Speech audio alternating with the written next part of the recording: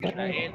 Dios y Padre de nuestro Señor y Salvador Jesucristo, lleva este mensaje con el poder y con la unción de tu Espíritu Santo. Te pedimos, Señor, que llegue a los corazones de cada oyente para la gloria de tu nombre, para la gloria tuya, Señor y Dios Todopoderoso, para la gloria tuya, Señor.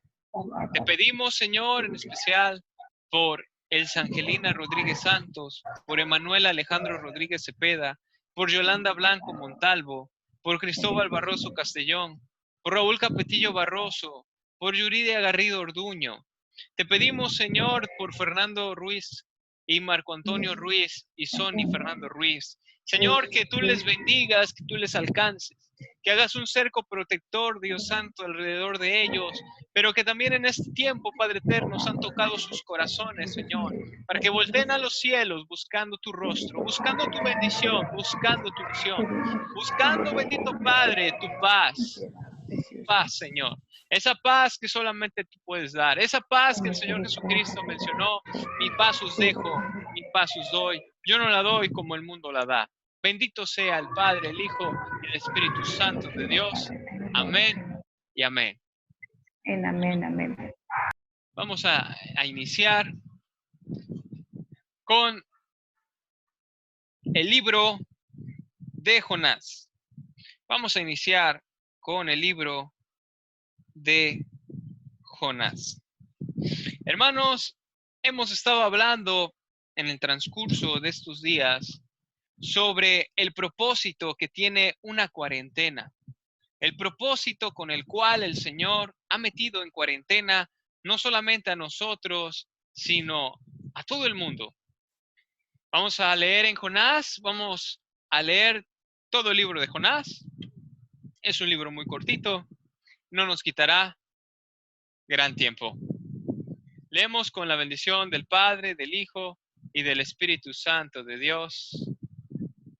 Dice así: Vino palabra de Jehová a Jonás, hijo de Amitai, diciendo: Levántate y ve a Nínive, aquella gran ciudad, y pregona contra ella, porque ha subido su maldad delante de mí. Y Jonás se levantó para huir de la presencia de Jehová a Tarsis, y descendió a Job, y halló una nave que partía para Tarsis. Y pagando su pasaje, entró en ella para irse con ellos a Tarsis, lejos de la presencia de Jehová. Pero Jehová hizo levantar un gran viento en el mar, y hubo en el mar una tempestad tan grande que se pensó que se partiría la nave. Y los marineros tuvieron miedo, y cada uno clamaba a su Dios, y echaron al mar los enseres que había en la nave, para descargarla de ellos. Pero Jonás había bajado al interior de la nave, y se había echado a dormir. Y el patrón de la nave se le acercó y le dijo: ¿Qué tienes, dormilón? Levántate y clama a tu Dios. Quizá Él tendrá compasión de nosotros y no pereceremos. Y dijeron cada uno a su compañero: Venid y echemos suertes, para que sepamos por causa de quién nos ha venido este mal. Y echaron suertes, y la suerte cayó sobre Jonás. Entonces le dijeron ellos: Decláranos ahora por qué nos ha venido este mal. ¿Qué oficio tienes y de dónde vienes? ¿Cuál es tu tierra y de qué pueblo eres? Y él les respondió: Soy hebreo y temo a Jehová, Dios de los cielos, que hizo el mar y la tierra. Y aquellos hombres temieron sobremanera y le dijeron: ¿Por qué has hecho esto? Porque ellos sabían que huía de la presencia de Jehová, pues él se lo había declarado. Y le dijeron: ¿Qué haremos contigo para que el mar se nos aquiete? Porque el mar se iba embraveciendo más y más. Él les respondió: Tomadme y echadme al mar, y el mar se os aquietará, porque yo sé que por mi causa ha venido esta gran tempestad sobre ustedes. Y aquellos hombres trabajaron para hacer volver la nave a tierra, mas no pudieron, porque el mar se iba embraveciendo más y más contra ellos. Entonces clamaron a Jehová y dijeron: Te rogamos ahora, Jehová, que no perezcamos nosotros por la vida de este hombre, ni ponga sobre nosotros la sangre inocente, porque tú, Jehová, has hecho como has querido. Y tomaron a Jonás y lo echaron al mar, y el mar se aquietó de su furor. Y temieron aquellos hombres a Jehová con gran temor, y ofrecieron sacrificio a Jehová, e hicieron votos. pero Jehová tenía preparado un gran pez que tragase a Jonás, y estuvo Jonás en el vientre del pez 3 días y 3 noches. Esta historia ampliamente conocida de las Escrituras, la historia de Jonás y el gran pez. Hermanas, ¿por qué Jonás? Una pregunta, ¿por qué Jonás no quería ir a Nínive? Esto tiene respuesta en la historia de los hebreos. En Nínive habitaba una ciudad conocida como los asirios. Los asirios eran unos soldados sumamente crueles, eran despiadados con todo ejército con el que luchaban. Ellos tenían la costumbre de, una vez que conquistaban un pueblo, vencían a todo su ejército, de tomar cautivo al rey o gobernante de ese pueblo y le cortaban los pulgares. Esos reyes o ese rey era encadenado debajo de la mesa del rey de Nínive y comían de las migajas que caían de la mesa del rey de los asirios. Era un hombre sumamente despiadado. Inclusive había castigos en contra de los reyes conquistados en donde les obligaban a comer su propio excremento. Ellos muchas veces invadieron a la nación de Israel y llevaron cautivas a mujeres, a quienes violaban. Mataban a los hombres, esposos de ellas, y llevaban muchas veces cautivas también a las niñas. Obviamente, Jonás era un hombre justo de Dios, un profeta del Señor, quien, en compañía de muchos otros hombres piadosos, clamaban a Dios, a Jehová de los ejércitos, para que les hiciera justicia, para que Él les ayudase, el Señor, y destruyera esa nación de hombres perversos, sanguinarios, crueles y despiadados, que el Señor les hiciera justicia. Se dice que muchas veces Jonás profetizó que la nación de Nínive iba a ser destruida.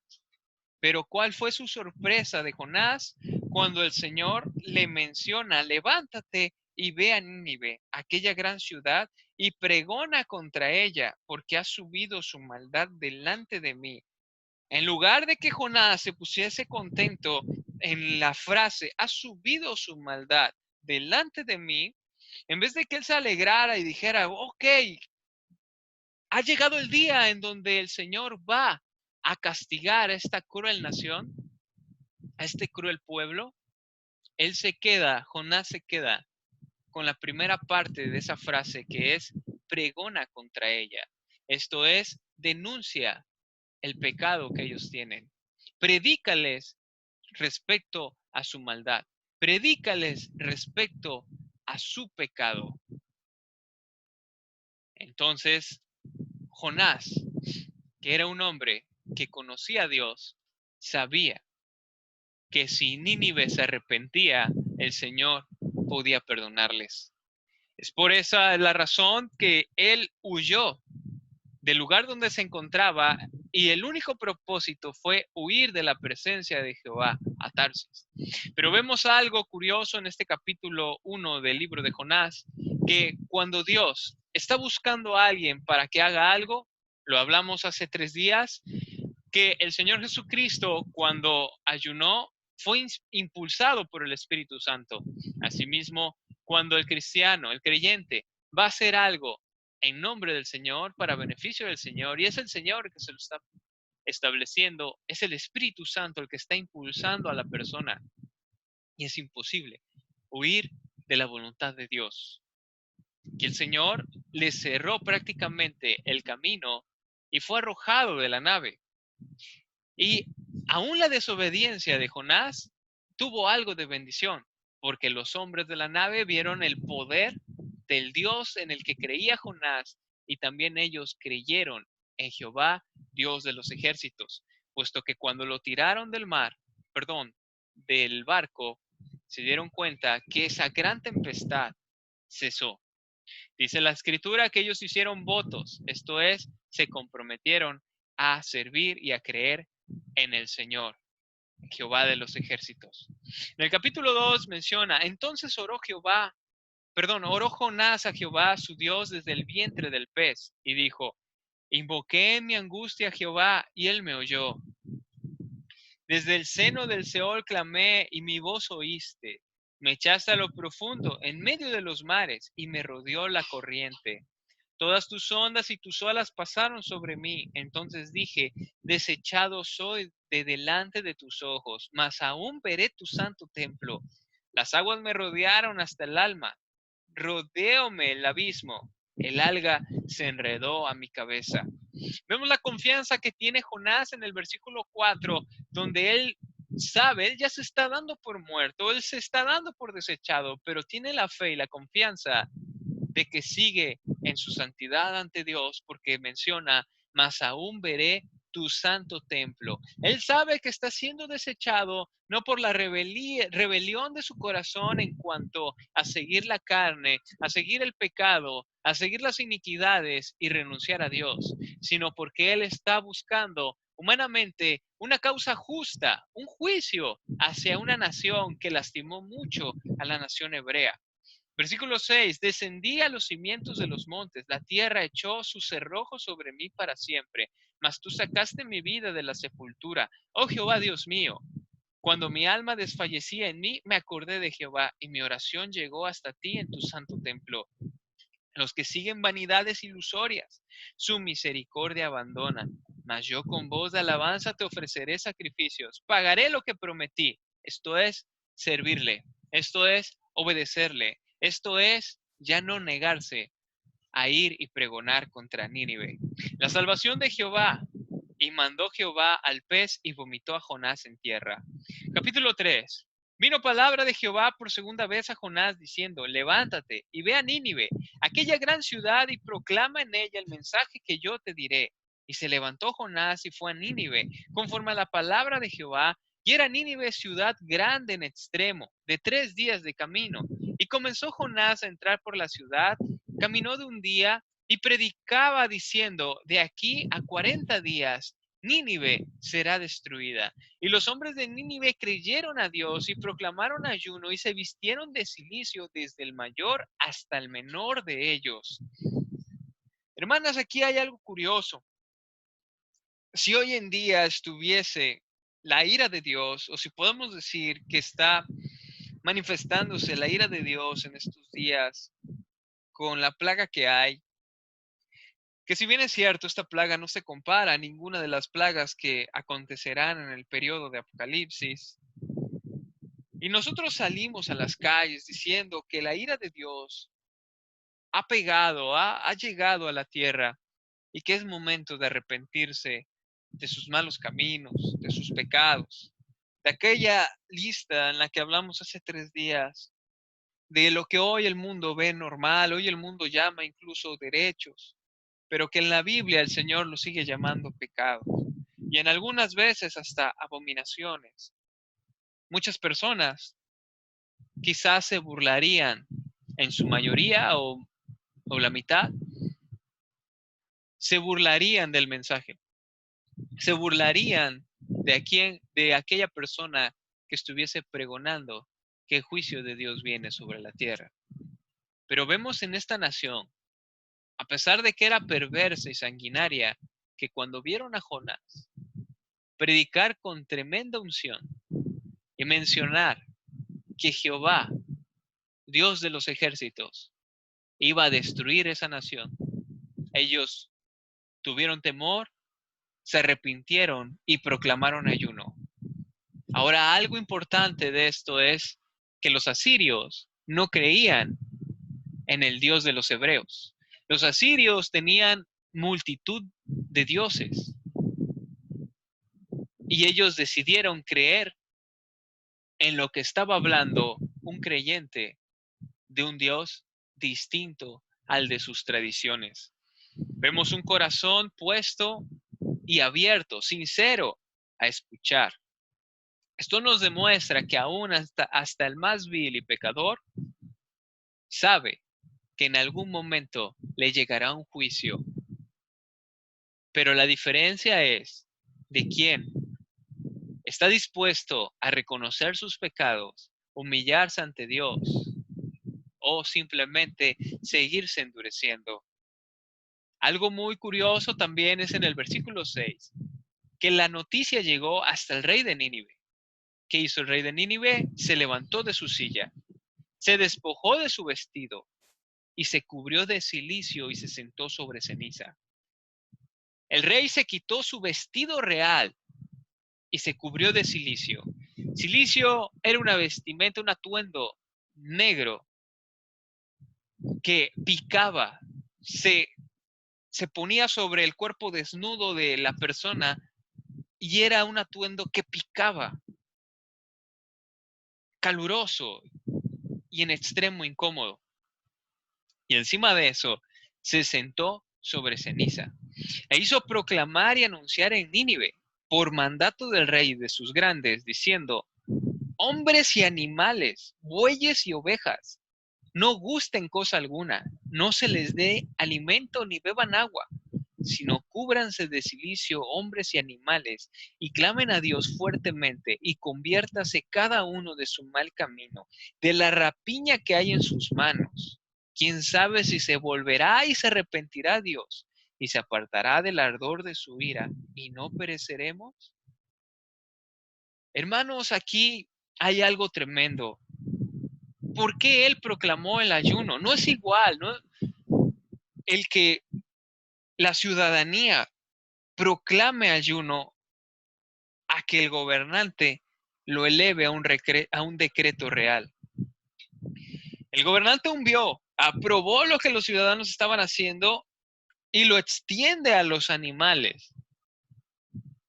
Y lo extiende aparte de que se cubrieran de ceniza.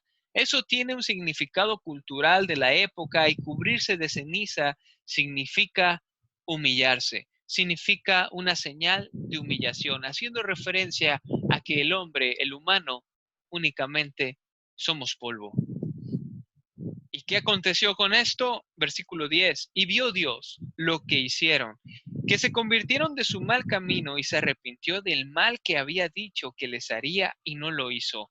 Algo muy notable también es que el rey conocía a su pueblo. Dijo: conviértase de la rapiña de cada uno de sus pecados. Y Dios en su misericordia vio y se agradó de ese arrepentimiento. Capítulo 4.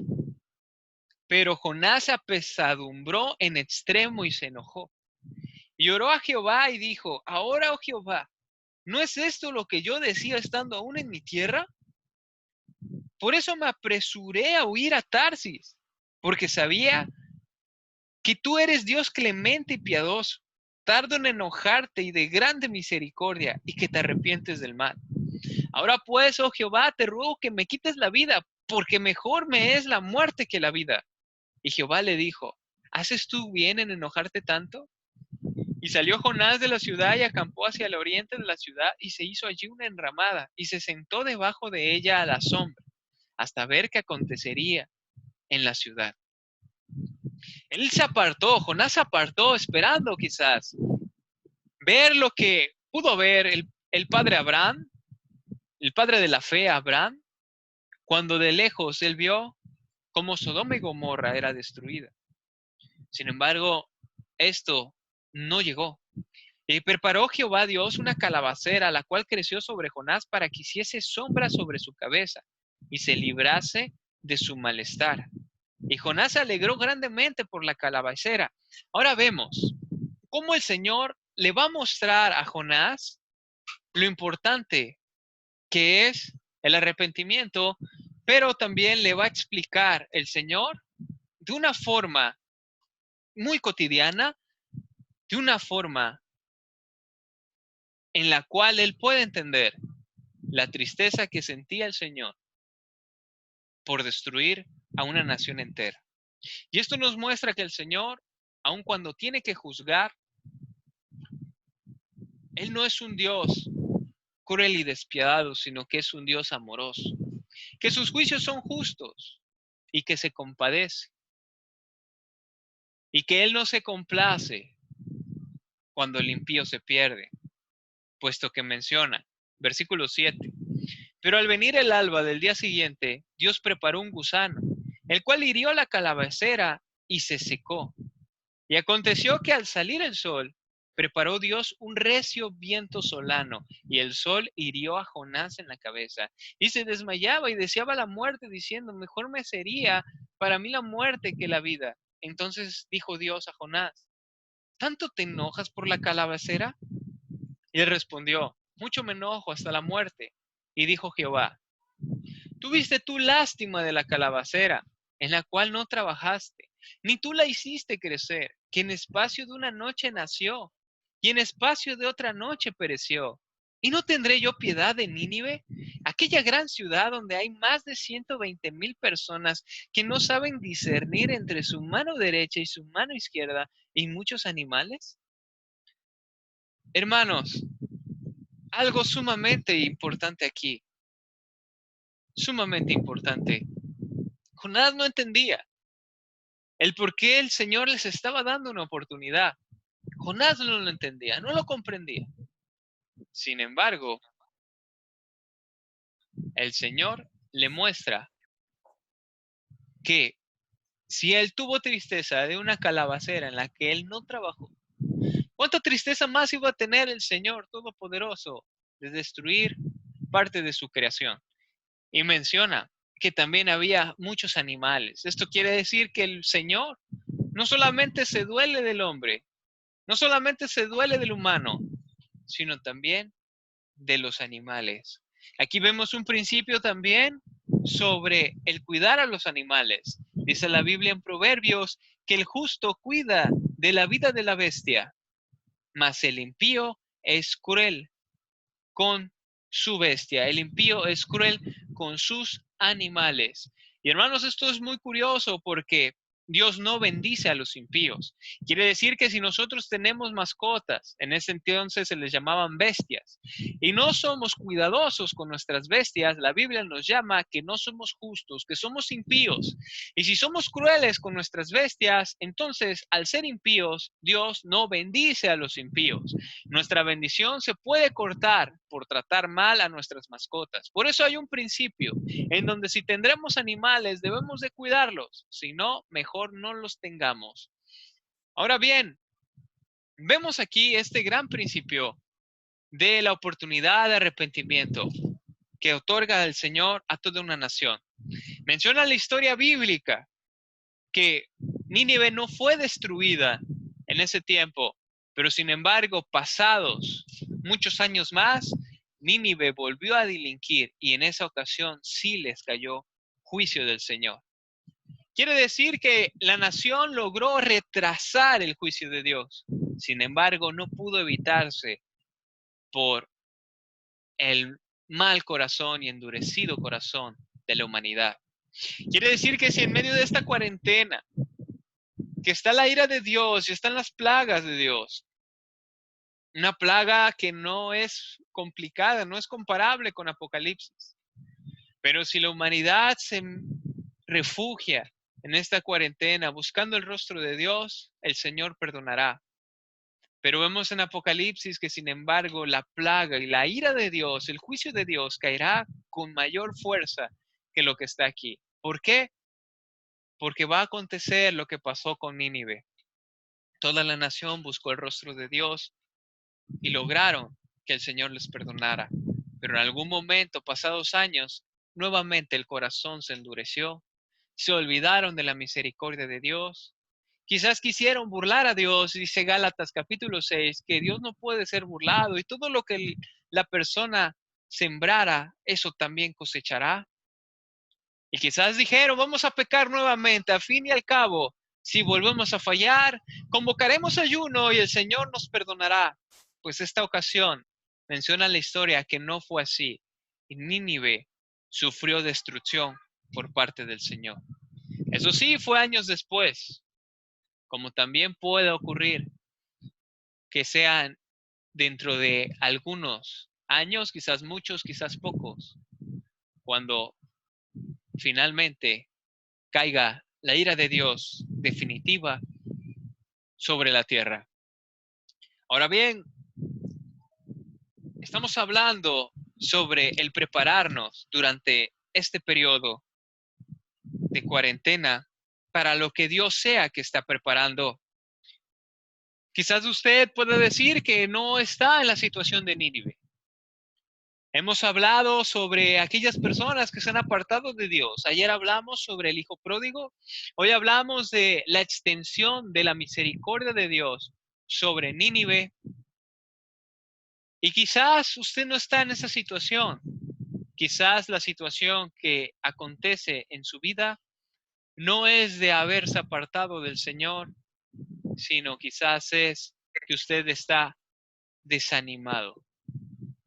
Y tenemos otra historia que no nos dará tiempo de narrarla como en el libro de Jonás, pero esta historia está en Primera de Reyes, capítulo 19, y de tarea vamos a pedirles encarecidamente que lean en sus casas Primera de Reyes del capítulo 16, versículo 29 hasta el capítulo 22, para que ustedes puedan entender más de lo que vamos a mencionar solamente a grandes rasgos en esta historia que habla de desánimo.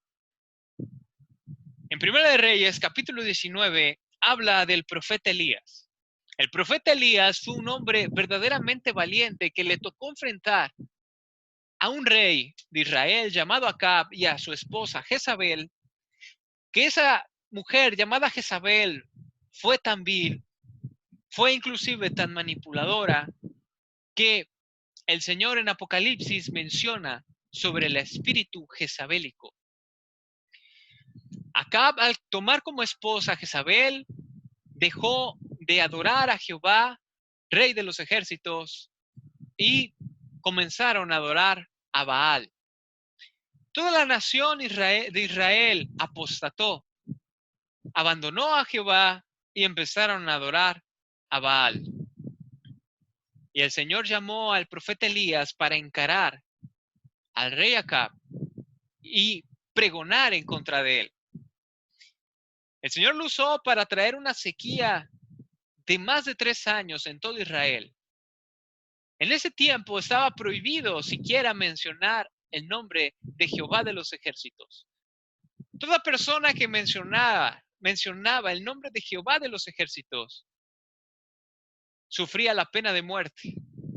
Elías, valiente, siervo de Dios y justo, fue al palacio real, pidió hablar con el rey. Sus súbditos seguramente le preguntaron, ¿qué haces aquí, Elías? Y él dijo, quiero hablar con el rey y traigo un mensaje de Jehová de los ejércitos.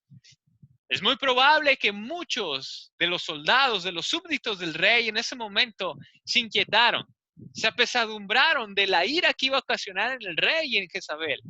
Sin embargo, él les mencionó que venía ira de Dios, juicio de Dios, y eso se convertiría en una gran sequía que duró más de 3 años y que trajo consigo una escasez de alimentos, puesto que el ganado comenzó a morir.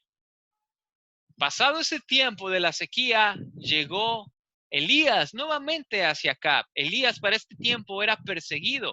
Su cabeza tenía un precio y fue directamente con Acab y le dijo, te digo que esta tarde lloverá. Y estuvo orando hasta que el Señor soltó un gran aguacero y le dijo a Acab, ahora yo te pido que traigas a todos los profetas de Baal, que hagan sacrificio ante su Dios. Yo también haré sacrificio para mi Dios, y el primer Dios que arroje fuego del cielo, ese será el Dios en Israel. Por lo tanto, llegaron más de 300 profetas de Baal. Para esto, todos aquellos que habían sido profetas de Jehová habían sido decapitados. Elías decía que solamente él quedaba como profeta de Jehová de los ejércitos. Él mencionó, se sentó en una roca y dijo, primero los profetas de Baal. Menciona la historia que estuvieron durante bastante tiempo danzando, cortándose, flagelándose, pidiéndole a Baal que arrojara fuego del cielo. Pero eso nunca sucedió. Una vez que ellos ya estaban cansados, Elías riéndose de los profetas de Baal, diciéndole, a lo mejor su Dios está dormido y no los escucha, a lo mejor su Dios está cansado y por eso no obra en los milagros. Él simplemente se levantó, alzó sus manos y dijo, oh Jehová, te ruego que hagas descender fuego del cielo para que este pueblo vea que tú eres el Dios viviente, el Dios de los ejércitos, el Dios verdadero, el Dios santo. Y en ese momento cayó fuego del cielo y quemó la ofrenda. Por lo tanto, Elías tomó a todos los profetas de Baal y los degolló en ese momento. Fue una gran victoria para Elías. Pero ¿qué aconteció esa misma tarde cuando Acab fue y le dijo a Jezabel, muy probablemente diciéndole, el rey, el Dios verdadero es Jehová y no es Baal? Jezabel se airó y dijo que juraba que ella le cortaría la cabeza a Elías, así como él había cortado la cabeza a todos sus profetas. Elías esperaba que ante ese gran milagro del Señor, la nación entera se volviera a Dios. Él esperaba que en ese momento se ganara finalmente la guerra. Sin embargo, tuvo que huir nuevamente, puesto que su cabeza tenía ahora un precio más grande. Menciona que Elías estuvo deprimido y se sentó debajo de la sombra de un árbol. Llegó un ángel y le dio a comer una torta. No como las tortas que conocemos, sino de acuerdo a la cultura hebrea. Y ese alimento le dio fuerzas para caminar durante 40 días y 40 noches. Durante esa cuarentena, Elías estuvo deprimido, se escondió adentro de una cueva y el Señor le dijo, ¿qué haces aquí, Elías? Y Elías le respondió, han dado muerte a todos tus profetas y solamente yo quedo. Te ruego que me quites la vida. En todos esos días, Elías estuvo deprimido. Estuvo en una aparente derrota espiritual a causa del desánimo. Sin embargo, el Señor le volvió a preguntar, ¿qué haces aquí, Elías?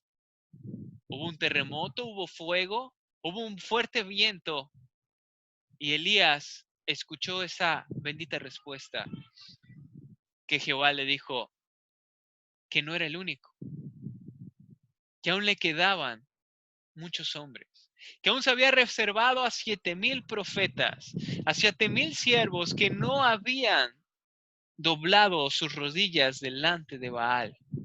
Y volvió nuevamente Elías, fortalecido después de esa cuarentena, nuevamente a encarar a Acab y a Jezabel. Ella usted tendrá que leer el acontecimiento de la historia, la conclusión. Primera de Reyes, capítulo 16, del 29 al capítulo 22. Pero esta historia breve de Elías, hoy tuvimos dos historias, la historia de Jonás y la historia del profeta Elías. La primera de arrepentimiento y la segunda de una cuarentena de meditación, de una cuarentena en la oscuridad hablando con Dios, de una cuarentena esperando la respuesta de Dios, en donde vimos el ánimo que Dios causó a uno de sus siervos.